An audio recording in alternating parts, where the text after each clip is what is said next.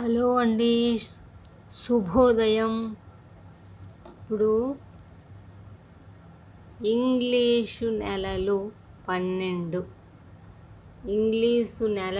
12 అవి జనవరి, ఫిబ్రవరి, March, April, May, June, July, August, September, October, November, December.